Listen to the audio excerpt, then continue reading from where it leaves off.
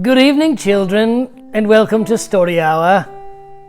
I'm your host, Mr. O'Donnell. This evening we will be reading Rudyard Kipling's The Elephant's Child.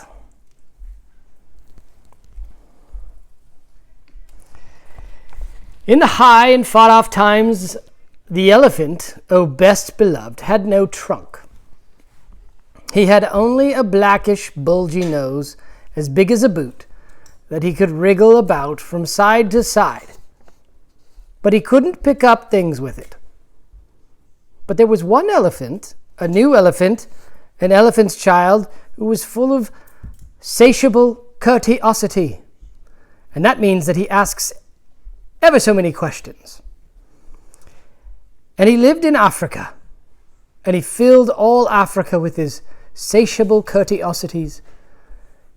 He asked his tall aunt, the ostrich, why her tail feathers grew just so. And his tall aunt, the ostrich, spanked him with her hard claw. He asked his tall uncle, the giraffe, what made his skin so spotty. And his tall uncle, the giraffe, spanked him with his hard hoof. And still, he was full of satiable curiosity. He asked his broad aunt, the hippopotamus, why her eyes were red. And his broad aunt, the hippopotamus, spanked him with her broad hoof. And he asked his hairy uncle, the baboon, why melons tasted just so. And his hairy uncle, the baboon, spanked him with his hairy paw. And still, he was full of satiable curiosity. He asked questions about everything that he saw, or heard, or felt, or smelt, or touched, and all his uncles and aunts spanked him. And he was still full of satiable curiosity. One fine morning, in the middle of the procession of equinoxes, this satiable elephant's child asked a new fine question that he had never asked before. He asked, what does the crocodile have for dinner? Then everybody said, hush, in a loud and dreadful tone, and they spanked him immediately and directly without stopping for a long time. By and by, when that was finished, he came upon the colococo, the colo bird, the colo bird, sitting in the middle of wait a bit thorn bush. And he said, my father has spanked me, and my mother has spanked me, and all me aunts and uncles have spanked me for my satiable curiosity. And still, I want to know what the crocodile has for dinner. The colo bird said with a mournful cry, go to the banks of the great green, grey, greasy Limpopo River, all set about with fever trees, and find out. The very next morning, when there was nothing left of the equinoxes because the procession had proceeded according to the precedent, this satiable elephant's child took 100 pounds of bananas, the little short red kind, and 100 pounds of sugar cane, the long purple kind, and 17 melons, the greeny crackly kind, and said to all his dear families, goodbye. I am going to the great, grey, green, greasy Limpopo River, all set about with fever trees, to find out what the crocodile has for dinner. And they spanked him once more for good luck, though he asked them most politely to stop. They went away, a little warm, but not at all astonished, eating melons and throwing the rind about, because he could not pick it up.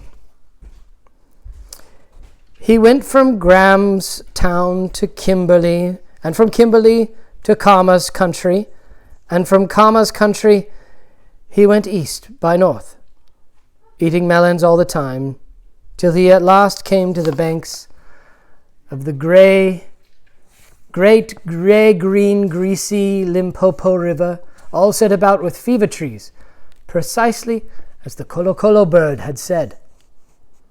Now you must understand, O best beloved, that till that very week and day and hour and minute, this satiable elephant's child had never seen a crocodile and did not know what one was like.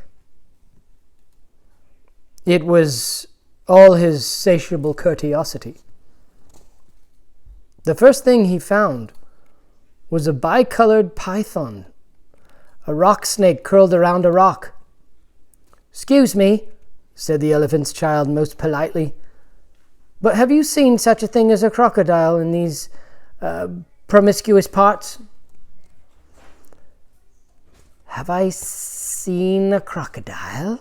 said the bicolored python rock snake, in a voice of dreadful scorn. "What will you ask me next?" "Excuse me," the elephant's child said, "but could you kindly tell me what he has for dinner?"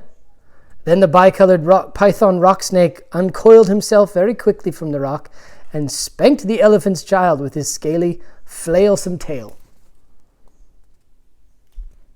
"That is odd," said the elephant's child, "because my father and my mother and me uncle and me aunt, not to mention my other aunt, the hippopotamus, and my other uncle, the baboon, have all spanked me for my satiable curiosity, and I suppose this means the same thing."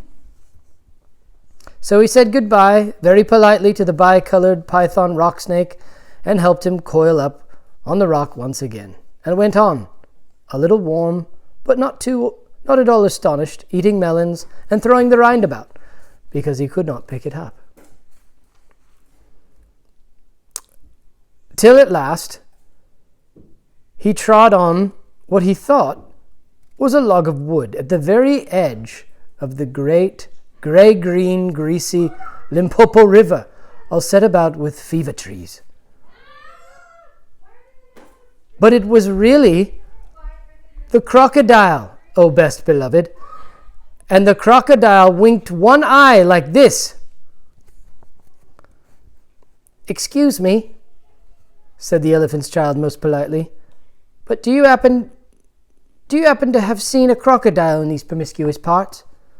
Then the crocodile winked with the other eye and lifted half his tail out of the mud.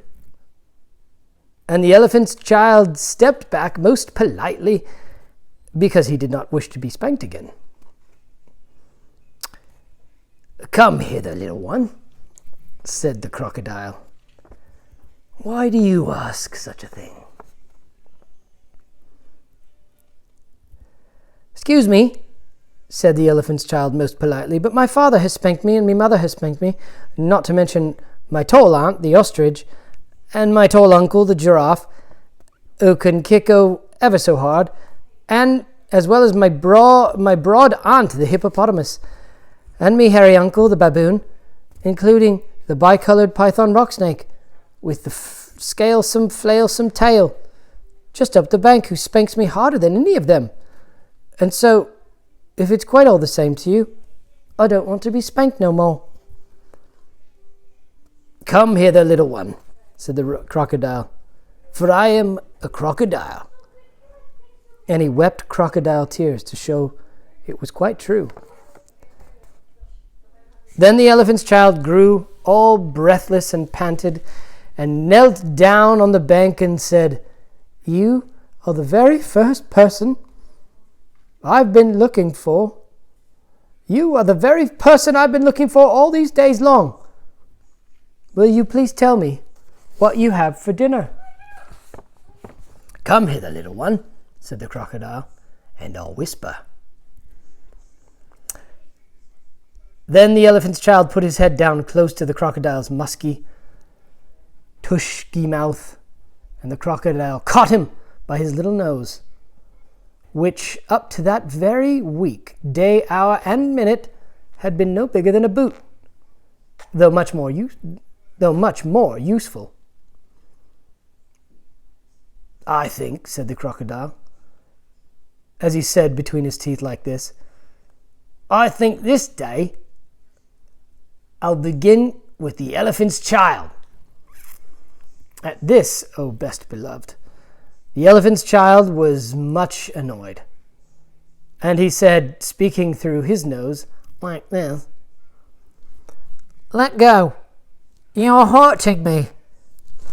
Then the bicolored python rock snake scuffled down from the bank and said, My young friend, if you do not now, immediately and instantly pull as hard as ever you can, it is my opinion that your acquaintance in this large pattern leather ulster, and by this he meant the crocodile, will jerk you into yonder limpid stream before you can say Jack Robinson. This is the way bicolored python rock snake always talk. Then the elephant's child sat back on his little haunches and pulled and pulled and pulled, and his nose began to stretch. And the crocodile floundered into the water, making it all creamy with great sweeps of his tail. And he pulled and he pulled and he pulled, and the elephant's child's nose kept on stretching. And the elephant's child spread all his little forelegs and pulled and pulled and pulled, and his nose kept on stretching. And the crocodile threshed his tail like an oar, and he pulled and he pulled and he pulled, and each pull, the elephant's child's nose grew longer and longer, till it hurt his hidrus.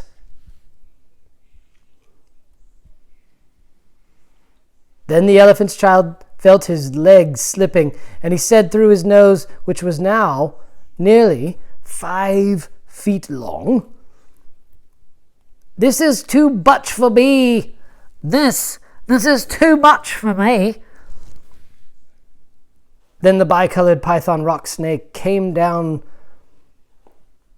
from the bank and knotted it himself in a double-clove hitch around the elephant's child's hind legs and said, Rash and inexperienced traveler, we will now seriously devote ourselves to a little high tension, because if we do not, it is my impression that yonder self-propelling man of war with the armored-plated upper deck, by this he meant, O best beloved, the crocodile, will permanently vitiate your future career. This is the way all bicolored python rock snakes talk. So he pulled, and the elephant's child pulled, and the crocodile pulled, but the elephant's child and the bicolored python rock snake pulled hardest, and at the last, the crocodile let go of the elephant's child's nose with the plop that you could hear all up and down the Limpopo. Then the elephant's child sat down most hard and sudden. But first, he was careful to say, Thank you, to the bicolored python rock snake, and next he was kind to his poor pulled nose, and he wrapped it all up in cool banana leaves, and hung it in a great gray-green greasy Limpopo to cool down. What are you doing that for? Said the bicolored python rock snake. Excuse me, said the elephant's child, but my nose is badly out of shape, and I am waiting for it to shrink. Then you'll have to wait a long time, said the bicolored python rock snake. Some people do not know what is good for them. Then the elephant's child sat there for 3 days for his nose to shrink, but it never grew any shorter, and besides, it made him squint. You see and understand that the crocodile had pulled it out into a really, truly trunk, same as all the elephants that you see today. At the very end of the 3rd day, a fly came and stung him on the shoulder, and before you knew what he was doing, he lifted up his trunk and hit that fly dead with the end of it. Vantage number 1, said the bicolored python rock snake. You couldn't have done that with the mere smear nose. Try and eat a little now. Before he thought what he was doing, the elephant's child put out his trunk and plucked a large bundle of grass, dusted it clean against his forelegs, and stuffed it into his own mouth. Vantage number 2, said the bicolored python rock snake. You could not have done that with a mere smear nose. Don't you think the sun is very hot there? It is, said the elephant's child, and before he thought about what he was doing, he scooped up a schlop of mud from the banks of the great gray-green greasy Limpopo and slapped it on his head, where it made him cool. A sloppy, sloopy mud cap, all trickly behind his ears. Vantage number 3, said the bicolored python rock snake. You couldn't have done that with a mere smear nose. Now, how do you feel about being spanked again? Excuse me, said the elephant's child, but I should not like it at all. How would you like to spank somebody? Said the bicolored python rock snake. I should like it very much indeed, said the elephant's child. Well, said the bicolored python rock snake, you will find that the new nose of yours is very useful to spank people with. Thank you, said the elephant's child. I'll remember that now. And now I think I'll go home to all my dear families and try. So the elephant's child went home across Africa, frisking and whisking his trunk. When he wanted to eat fruit, he pulled it down from a tree instead of waiting for it to fall as he used to. And when he wanted grass, he plucked grass up from the ground instead of going on his knees as he used to. And when the flies bit him, he broke off a branch of a tree and used it as a fly swat. And he made himself a new cool, slushy, squishy mud cap wherever the sun was hot. When he felt lonely walking through Africa, he sang to himself down his beautiful trunk, and the noise was louder than several brass bands. He went especially out of his way to find a broad hippopotamus.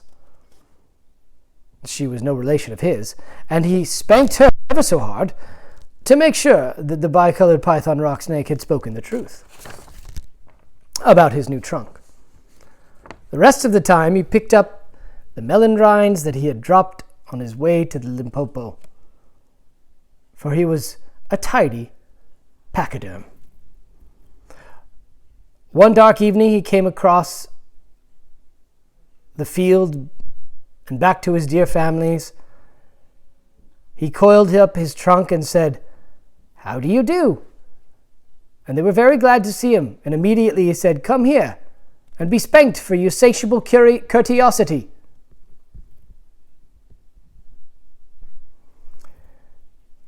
"Pooh," said the elephant's child. "I don't think you people know anything about spanking, but I do, and I'll show you." Then he uncurled his trunk and knocked two of his dear brothers head over heels. "Oh, bananas," they said. "Where did you learn that trick? And what have you done to your nose?" "I got a new one from the crocodile on the banks of the great gray-green greasy Limpopo River," said the elephant's child. "I asked him what he had for dinner, and he gave me this to keep. It looks very ugly," said the baboon. "Very, very ugly." "It does," said the elephant's child, "but it's very useful." And he picked up his hairy uncle, the baboon, by one hairy leg and held him up to a hornet's nest.